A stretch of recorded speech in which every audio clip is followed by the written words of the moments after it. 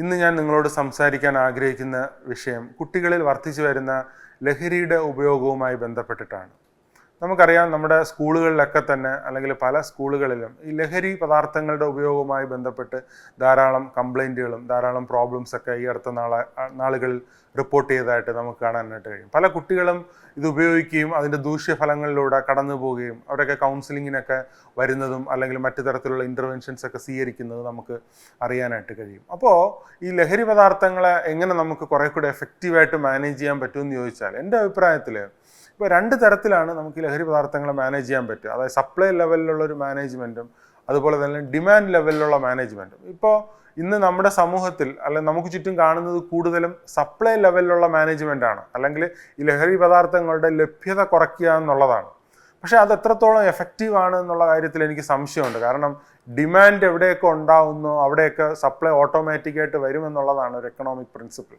അപ്പോൾ ഏറ്റവും എഫക്റ്റീവായിട്ടുള്ളൊരു മാർഗം എന്ന് പറയുന്നത് തീർച്ചയായിട്ടും നമ്മൾ ഡിമാൻഡ് ലെവൽ കുറച്ചുകൊണ്ട് വരിക എന്നുള്ളതാണ്. അതായത് കുട്ടികൾക്ക് ഈ ലഹരി പദാർത്ഥങ്ങളോടുള്ള ഒരു ആസക്തി അത് കുറയ്ക്കുന്നതിന് വേണ്ടിയിട്ടും അല്ലെങ്കിൽ ആ ലഹരിയോടുള്ള ഒരു അടുപ്പം മറ്റു കാര്യങ്ങളിലേക്ക്, എഫക്റ്റീവായിട്ടുള്ള കാര്യങ്ങളിലേക്ക് ഡൈവേർട്ട് ചെയ്ത് ചാനലൈസ് ചെയ്ത് കൊണ്ടുവന്നാൽ മാത്രമേ നമുക്ക് കുറേ കൂടെ എഫക്റ്റീവായിട്ട് ഈ ഒരു പ്രശ്നത്തെ പരിഹരിക്കാൻ കഴിയൂ എന്നുള്ളതാണ് ഏറ്റവും പ്രധാനപ്പെട്ട വസ്തുത.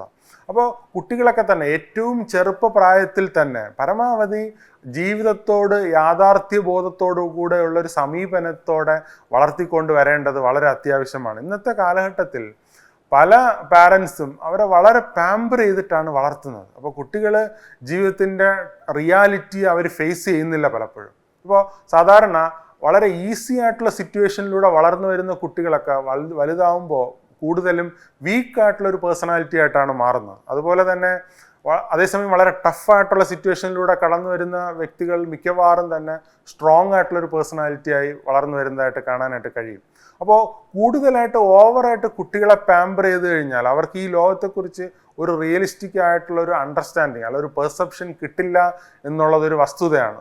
അതേസമയം അവർ ഉദ്ദേശിക്കുന്ന കാര്യങ്ങൾ നടക്കാതെ വരുമ്പോൾ അല്ലെങ്കിൽ ജീവിതത്തിൽ ഒരു ആനന്ദം കണ്ടെത്തുന്നതിന് വേണ്ടിയിട്ട് മറ്റ് ഈ പറഞ്ഞ പല വഴികളിലേക്കും അവർ തേടിപ്പോകും എന്നുള്ളത് ഒരു വസ്തുതയാണ്. അപ്പോൾ അതുകൊണ്ട് രക്ഷകർത്താക്കൾ എപ്പോഴും മനസ്സിലാക്കേണ്ടുന്ന ഒരു കാര്യം, കുട്ടികളെ ഈ ലോകത്തെ റിയലിസ്റ്റിക് ആയിട്ട് ഫേസ് ചെയ്യാൻ വേണ്ടിയിട്ട് അവരെ പ്രിപ്പയർ ചെയ്യുക എന്നുള്ളത് പാരൻസിൻ്റെ വളരെ പ്രധാനപ്പെട്ട ഒരു കർത്തവ്യവും ഉത്തരവാദിത്വവുമാണ് നമ്മൾ തിരിച്ചറിയുക എന്നുള്ളതാണ്. അല്ലാതെ അവർ പറയുന്നതൊക്കെ നമ്മൾ വാങ്ങിച്ചു കൊടുക്കുന്നതല്ല ഒരു യഥാർത്ഥത്തിലുള്ള ഒരു പാരൻറ്റിങ് മെത്തേഡ് എന്ന് പറയുന്നത്.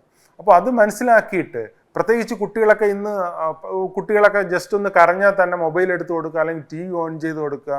അവരുടെ ആ ഒരു ഡ്യൂട്ടിയിൽ നിന്ന് തടസ്സം വരാതിരിക്കാൻ വേണ്ടിയിട്ട് പലതരത്തിലുള്ള ഷോർട്ട് കട്ട്സുമാണ് അവർ ചൂസ് ചെയ്യുന്നത്. അപ്പോൾ അങ്ങനെ മുന്നോട്ടേക്ക് പോകുമ്പോൾ തീർച്ചയായിട്ടും കുട്ടികൾക്ക് അവരുടെ ഒരു റിയൽ ലൈഫ് അല്ലെങ്കിൽ അവരുടെ ഒരു പെർസെപ്ഷൻ ഈ വേൾഡിനെ കുറിച്ച് ഡെവലപ്പ് ചെയ്യാതെ വരികയും ഇത്തരത്തിലുള്ള പല കാര്യങ്ങളിൽ അവർ ഡിമാൻഡ് ഉണ്ടാവുകയും ചെയ്യുന്നതായിട്ടാണ് പൊതുവിൽ കാണുന്നത്. അതുപോലെ തന്നെ അക്കാഡമിക്കായിട്ട് കുട്ടികളെ കൂടുതലായിട്ട് പാരൻസ് പ്രഷർ ചെയ്യുന്നതായിട്ടാണ് കാണുന്നത്. ഇപ്പോൾ ഓരോ ആൾക്കാർക്കും ഓരോ കുട്ടികൾക്കും ഓരോ കഴിവുകളാണ്. അപ്പോൾ അത് തിരിച്ചറിഞ്ഞുകൊണ്ട് നമ്മൾ കുട്ടികളെ വളർത്തിക്കൊണ്ടുവന്നാൽ ഈ ലഹരിയോടുള്ള ഒരു ആസക്തി അല്ലെങ്കിൽ അതിനോടുള്ള അവരുടെ ഒരു ആഭിമുഖ്യം കുറച്ചുകൊണ്ട് വരാനും ജീവിതത്തെ കുറെ കൂടെ പ്രായോഗികമായിട്ട് നേരിടുന്നതിന് നമ്മുടെ കുട്ടികളെ തയ്യാറാക്കാൻ സാധിക്കും.